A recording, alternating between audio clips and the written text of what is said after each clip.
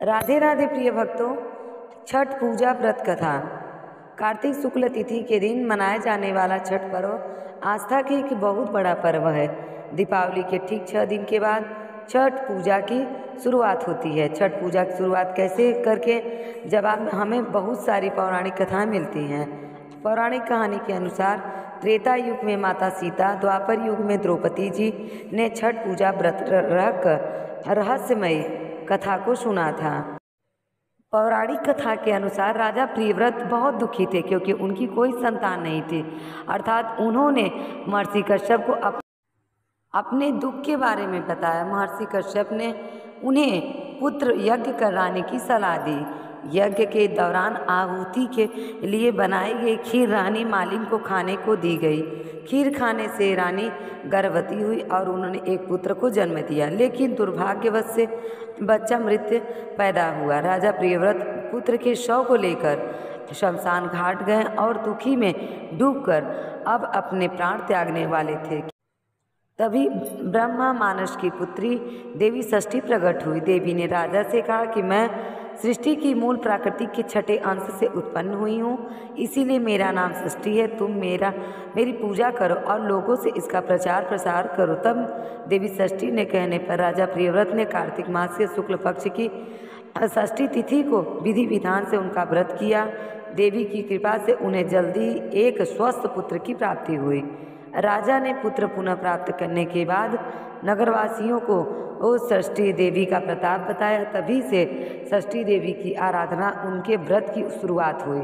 रामायण की कहानी के अनुसार जब रावण से युद्ध करने के बाद राम जी, सीता जी और लक्ष्मण जी के साथ अयोध्या वापस लौटे थे, तब माता सीता ने कार्तिक शुक्ल षष्ठी तिथि को व्रत रखकर कुल की सुख शांति के लिए षष्ठी देवी और सूर्यदेव की आराधना की थी। इसके अलावा द्वापर युग में द्रौपदी ने भी अपने पतियों की रक्षा और खोया हुआ राज्यपाट वापस पाने के लिए षष्ठी का व्रत किया था। छठ महापर्व में भगवान भास्कर को अर्घ्य देने की परंपरा है और बिहार के सूर्य मंदिर से ही भगवान भास्कर को अर्घ्य देने की परंपरा प्रारंभ हुई थी। मान्यता है कि नालंदा जिले के बिहार शरीफ स्थिति में ऐतिहासिक सूर्य मंदिर से ही भगवान भास्कर को अर्घ्य देने की परंपरा शुरू हुई थी और यह मंदिर द्वापर काली युग का माना जाता है। मान्यता के अनुसार श्री भगवान श्री कृष्ण ने पौत्र के राजा शाम को कुछ रोग हो गया था, जिसके बाद उन्होंने मंदिर के आसपास स्थित में सरोवर में स्नान ध्यान कर सूर्यदेव की उपासना की थी, जिसके बाद राजा श्याम को कुछ रोग से मुक्ति मिली थी। कुष्ठ रोग से भगवान सूर्यदेव की यह मंदिर नालंदा जिले की बिहार शरीफ से 10 किलोमीटर की दूरी पर बड़गांव में स्थित है। ऐसा विश्वास है कि द्वापर काल में जब भगवान शंकर यहाँ पांडव के साथ भगवान कृष्ण और शंकर जी आए हुए थे, तो वहाँ उन्होंने बड़गांव पहुंचकर भगवान भास्कर की आराधना की थी। बड़गांव से छठ गांव प्रारंभ होने के विषय में कई कथाएं प्रचलित हैं, जिसमें से एक के अनुसार महर्षि दुर्वासा भगवान कृष्ण से मिलने के लिए द्वारका गए हुए थे। उस समय भगवान माता रुक्मणी के साथ विहार कर रहे थे। महर्षि दुर्वासा को देखकर राजा शाम को किसी बात पर हंसी आ गई। इसके बाद उन्होंने राजा शाम को कुष्ठ होने का श्राप दे दिया। राजा साहब के कुष्ठ से ग्रसित होने के बाद भगवान वासुदेव ने शाम को रोग से निवारण के लिए सूर्य की उपासना और सूर्य राशि की खोज करने की सलाह दी थी। भगवान कृष्ण की सलाह पर जब राजा शाम सूर्य राशि की खोज में भटकते भटकते राजगिरी तक आ पहुँचे। इस दौरान उन्होंने जोर की प्यास लगी। इसके बाद उन्होंने अपने सेवक को कहीं ही पानी खोज कर लाने का आदेश दिया। जंगल होने के कारण सेवक को दूर दूर तक पानी नहीं मिला। बहुत खोजने के बाद भी सेवक को एक गड्ढे में थोड़ा सा जल मिला, लेकिन वह बहुत गंदा था। और जब सेवक ने वह पानी लाकर राजा शाम को दिया तो राजा ने उस पानी से हाथ पर धोकर उस जल को सेवन किया और जल का सेवन करते ही राजा साहब को कुष्ठ रोग ठीक होने लगा। तब राजा ने 49 दिन तक राजगिरी में रहकर सूर्य उपासना और अर्घ्य दान किया। तब राजा शाम को महर्षि दुर्वासा के श्राप से मुक्ति मिली। पौराणिक कथा के अनुसार एक बार एक बूढ़ी माई अपने बेटे और बहू और पोते के साथ रहा करती थी। बूढ़ी माई के घर में किसी भी बात की, किसी भी सुख की कोई कमी नहीं थी। बूढ़ी माई छठ माया की परम भक्त थी और हर साल कार्तिक शुक्ल षष्ठी को छठ का व्रत बड़ी ही श्रद्धा और भक्ति भाव के साथ रखा करती थी। किंतु बूढ़ी माई की जो बहू थी वह बहुत ही आधुनिक सोच वाली थी। उसका पूजा पाठ में कोई विश्वास नहीं था, ना ही उसका पूजा पाठ में मन लगता था। एक बार जब कार्तिक मास की शुक्ल पक्ष की चतुर्थी आई तो बूढ़ी माई तो बहुत प्रसन्न थी, क्योंकि उस दिन से छठ का 4 दिवसीय पावन त्यौहार शुरू हो रहा था। बूढ़ी माई अपने घर की सफाई करने लगी। आसपास उसके अपने बेटे को पूजा के लिए आम की लकड़ी और पूजा सामग्री लाने को बाजार भेजी। अब बूढ़ी माई ने अपने बेटे की सलामती और उसकी खुशियों के लिए छठ का व्रत किया। बूढ़ी माई ने अपनी बहू से कहा कि वह भी उसके पोते के लिए छठ का व्रत रखे, लेकिन बहू तो नए विचार वाली थी। उसे इन सब बातों पर विश्वास ही नहीं था। वह अपनी सास से कहने लगी कि हे माँ जी, यह सारी बातें तो बिल्कुल बेकार है, मुझे इन सब में कोई विश्वास नहीं है, ऐसा करने से क्या होगा।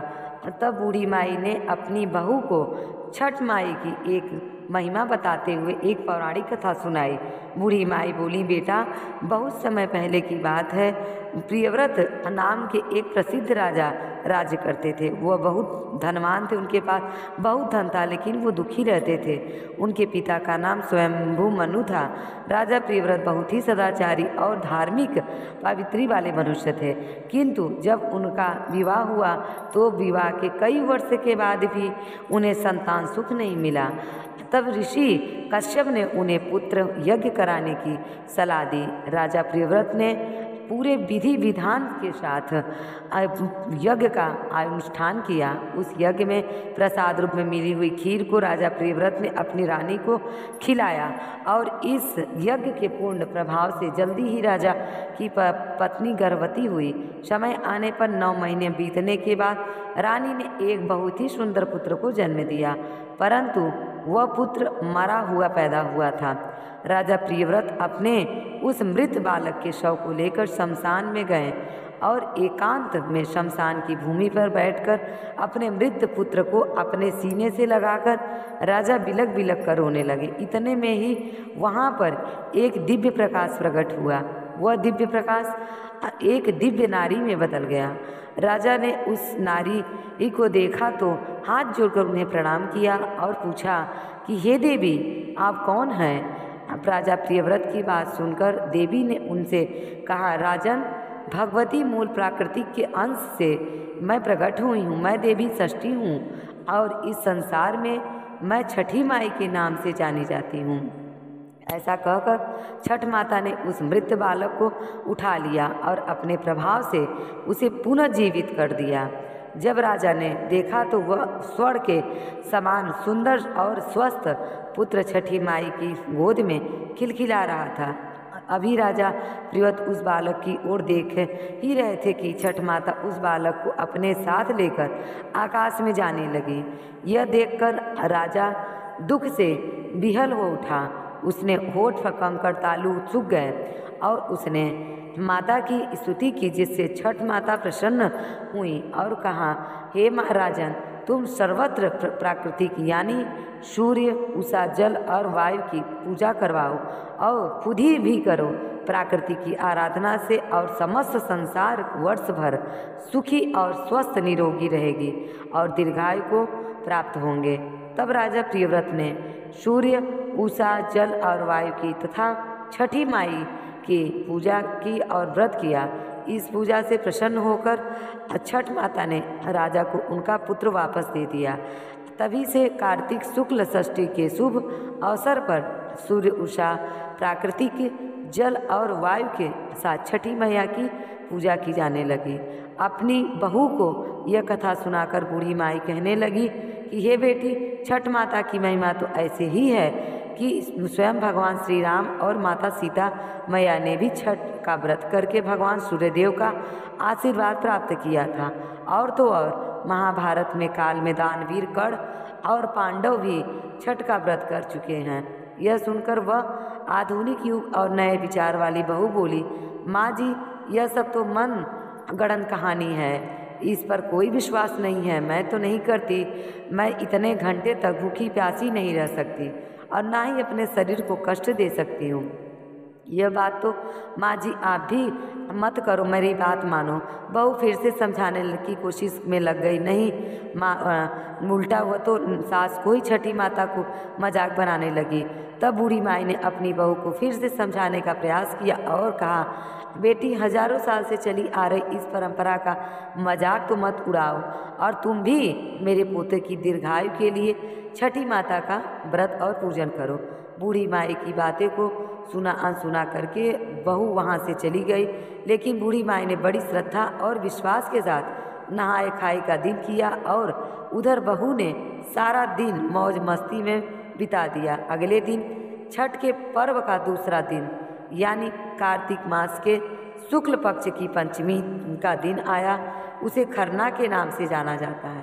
शाम को जब बूढ़ी माई ने अपनी बहू को खीर और पूरी का प्रसाद दिया, तब बहू ने फिर से कहा कि माँ, इतना कठिन निर्जल व्रत क्यों कर रही हो और इस बुढ़ापे में अपने शरीर को क्यों कष्ट दे रही हो?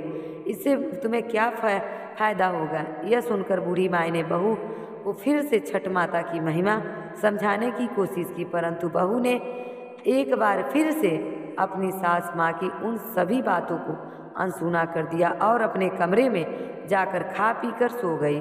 वैसे तो सासू माँ कई सालों से अपनी बहू को छठ माता की महिमा बताने की और उस व्रत को कर रखवाने की कोशिश कर रही थी और उनकी बहू हर साल भी इसी प्रकार उन्हें टाल दिया करती थी। किंतु न जाने क्यों इस बार बूढ़ी माई का मन बहुत घबरा रहा था और वह मन ही मन बार बार छठी माई से प्रार्थना कर रही थी कि हे माँ, यह बच्ची तो नासमझ है, इसे क्षमा कीजिएगा। यह आपकी महिमा नहीं जानती, इसलिए आप उसको क्षमा कर दीजिएगा। अगले दिन कार्तिक मास की षष्ठी तिथि थी। सभी लोग छठ पूजा की तैयारी में जुटे हुए थे, परंतु बहू अभी तक अपने कमरों में सो रही थी। उसी दिन वह बहुत देर से उठी और उठकर बहू ने जब अपने पास सो रहे अपने बेटे को उठाना चाहा, तब बेटे ने कोई जवाब नहीं दिया। बेटा हिला डुला भी तक नहीं। यह देखकर बहू बहुत घबरा गई और भागी भागी अपने पति और सास को बताने के लिए गई। जब उन्होंने यह बात पता चली तब सास और पति दौड़ दौड़ कर कमरे में आए। उन्होंने भी बच्चे को जगाने की कोशिश की, किंतु बच्चा हिला डुला भी नहीं, ना ही उसके शरीर में कोई हरकत ही दिखाई दी। यह देखकर सभी बहुत घबरा गए और वे सब बच्चे लेकर उस बच्चे को वैद्य जी के पास गए, किंतु वैद्य जी ने उस बालक को देखकर उसे मृत घोषित कर दिया। वैद्य जी भी हैरान रह गए कि इतना अच्छा सा स्वस्थ बालक अचानक से कैसे मृत्यु को प्राप्त हो सकता है। बालक को मृत देखकर उस सभी विलाप करने लगे। बूढ़ी माई का दिल तो पहले से ही घबरा रहा था। पोते की इस प्रकार मृत्यु हो जाने पर बूढ़ी माई के जुबान पर केवल एक ही शब्द थे, हे छठी माई, क्षमा कर दीजिए, मेरे पोते के शरीर में सांस भर दीजिए। छठी माई, आप तो पुत्र देने वाली हो, उनका पालन पोषण करने वाली हो, तुम समय से पहले मेरे पोते की प्राण भला कैसे ले सकती हो? छठी माई, अगर हमसे कोई भूल हो गई हो तो हमें क्षमा कर दो। बूढ़ी माई लगातार छठी माता से इसी प्रकार क्षमा मांगती हुई प्रार्थना कर रही थी कि वह उसके पोते को वापस लौटा दे। तभी वहाँ पर एक औरत आई और कहने लगी कि छठी माई का तो आज व्रत है और छठी माई तो कभी भी किसी के बात पर, अपने बच्चों पर, अपने संतान पर नाराज नहीं होती। जरूर आपसे कोई ऐसी गलती हुई होगी जिससे छठी माई बहुत नाराज हो गई हैं।